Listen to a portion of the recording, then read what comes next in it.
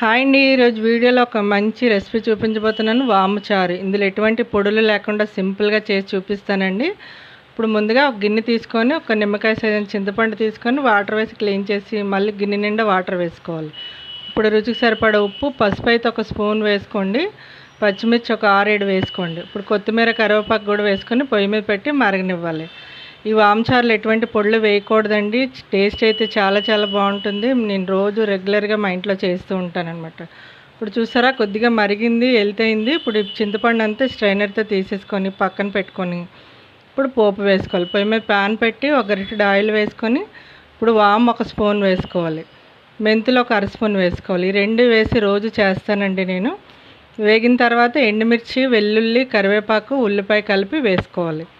తాలింపు మంచిగా వేగనివ్వాలన్నమాట. ఇలా వేగిన తర్వాత చారు వేసేసుకోవాలి.